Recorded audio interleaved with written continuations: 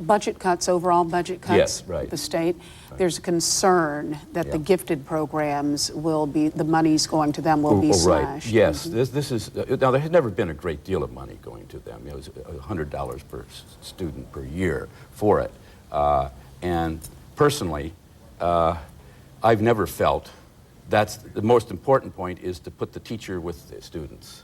And I don't care if I just had a piece of chalk and a chalkboard and nothing else. I could teach those kids and make it a worthwhile program.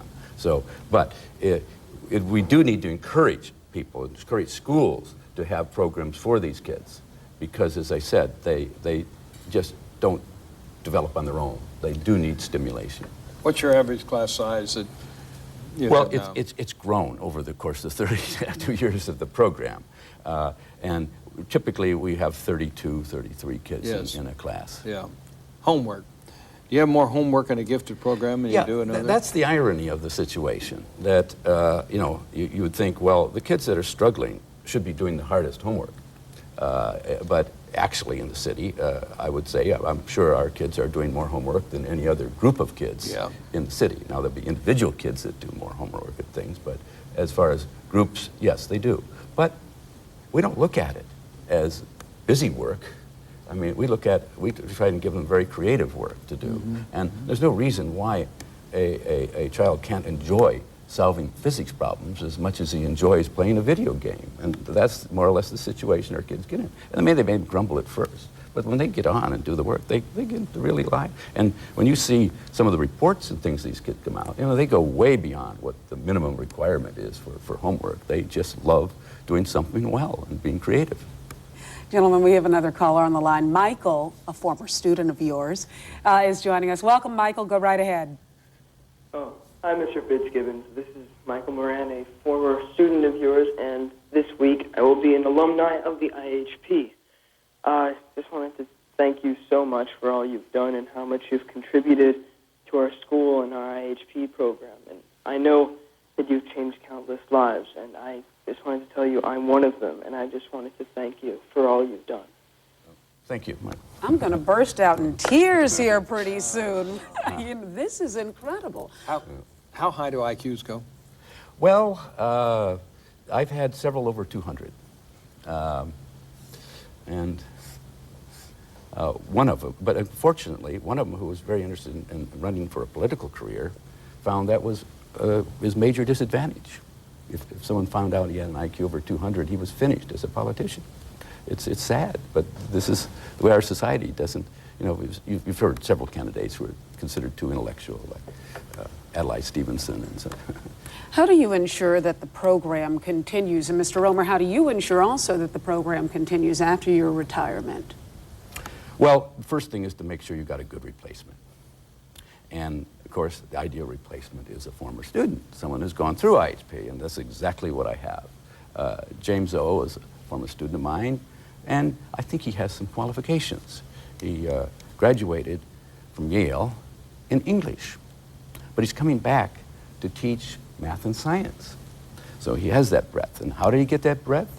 Well, he took 17 APs before he got to college. And so he could do what he wanted in college. He had such a strong background in all these areas. And so that I would stay on. I would stay on until I collapsed if I couldn't find a replacement. And I was worried for many years that I just wouldn't be able to find someone that could take over for me. Has he been teaching in the system already? Yeah, he's teaching this year, and he's taught a couple of the years, other places too. Yes. What brought him back into teaching? Well, he said I influenced him. You know that, but I'm sure there was many other things that. Describe the satisfaction that you have gotten over the years from dealing with bright young minds, leading them to better understanding and better skill. Describe the satisfaction. Well, you know, a teacher is not a success unless his students surpass him. And I've had many students surpass me in that. And so I feel, you know, sometimes when I'm having difficulty with some adolescent kid or something like that, you say, well, gee, I could have taken on life and research and worked on something and maybe come up with something important. But then when I get these letters and comments back from students, you know, at the end of the year or from years later and things like that, and telling how much it meant to them, I realized, I made the right choice. I always wanted to do something worthwhile. And I spent a lot of time searching many areas, study and things to try and find what was best to do, and just sort of fell into this. And I feel it's sort of an unknown profession because I'm not a regular teacher. I wouldn't do a great job as a regular teacher. But I'm too absent-minded, too disorganized, but I have a passion for knowledge, and I have a passion for teaching, and that's carried me through. And working with these kids who really want to learn, then I'm able to tell them what they need to know. And it's been a lifelong learning experience for me working with these kids. And some of them come in as experts and teach me things. Interesting. It is. Interesting. Gentlemen, we have another caller on the line. Scott is joining us, yet another one of your former students. Welcome, Scott. Mr. Fitz-Gibbon, I wanted to thank you very much for your efforts. I wanted to wish you the best on your retirement. This is Scott Van Sanford, a classmate of the politician you were mentioning earlier, and one of the guys I suspect you had the IQs up in those numbers. I wanted to thank you. The introduction you gave us to computers back when we were using the old punch cards without a punch card machine and that desktop calculator programmable unit. I'm now in the computer industry. I've been so for 20-some years, basically all because of your having taken logic and shoved it down our throats. Thank you, thank you, thank you. Thank you. Mr. Romer, what are you thinking of when you listen to students calling in and saying these wonderful things about this gentleman sitting here at this table?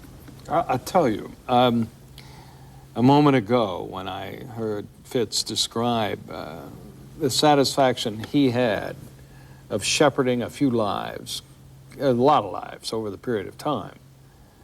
But then I began to think of my job is, quote, shepherding 750,000 lives a year, and the possibility of creating these flashpoints that William Fitz-Gibbon represents, and all the gradations from that, it's an awesome assignment.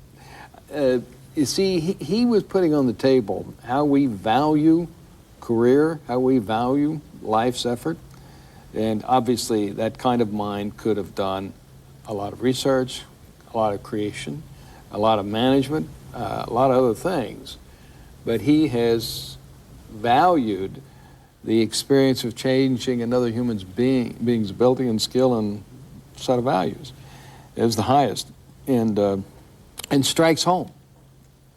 I think the way to personalize it is think about your own children. If you really think about how much you care about their ability to acquire skill, knowledge, understanding, you then quickly can make the transference to somebody who is a teacher. Yeah. Mr. Romer, we actually have another caller on the line. Stephen is joining us with a question for you. Stephen, are you there? Yes, I am. Go right ahead. Thank you. I want to thank Mr. Fitz again for all that he's done for my son, who is graduating from the program this year. I'd like to ask him what Mr. Romer can do specifically to ensure that other similar programs are set up for our kids. Let me respond to that, Stephen. I think you well know the pressure we have in California on school budgets. One of my first obligations is to save, to protect, not go backward on some programs of real quality. But you ask, what can we do to expand this possibility? I think there are 2 or 3 things. One, this particular kind of program, you can begin to be sure, not begin, but you can continue to expand the resource base that's allocated to it, provided you can do that in the budget. But secondly, even for those courses that are, quote, not at this level, I think that we can really say to this district, even though there are some that are gifted or very gifted, we all can be what I would call capable or proficient. And there's a belief system here of Mr. Fitz-Gibbon that students can handle a lot more than they think, than the society thinks that they can handle. And it's trying to layer that degree of expectation to that degree of talent and maturity. I just feel that, in very specific response to your question, we got to keep an understanding of how you use the creative talents of students in a proper way. If you don't, as he said, you'll have them simply not just do well, but turn it to a much less socially acceptable pattern. Might I inject something? Sure. Yeah, one of the important things is to have feeder programs into our program, some gifted elementary school programs.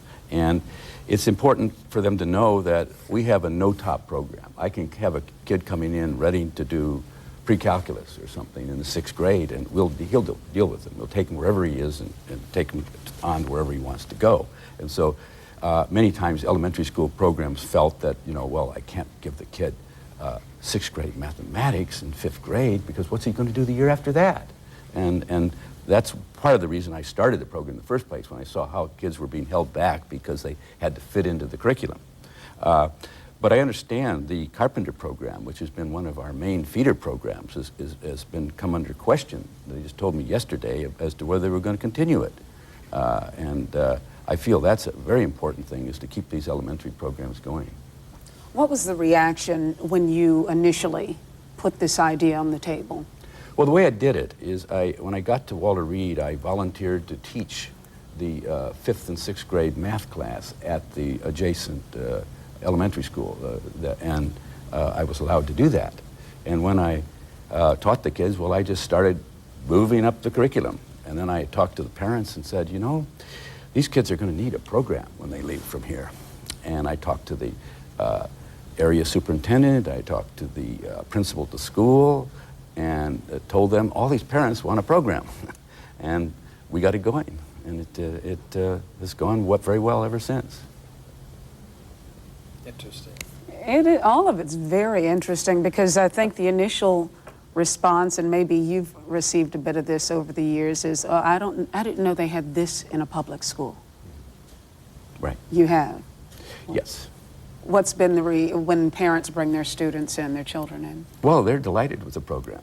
I mean, it's worked well, but not just because of what I teach, but what the other teach. We've had fantastic teachers in the program, and that's the critical value. And you see, you can't have, these highly gifted kids need at least some highly gifted teachers.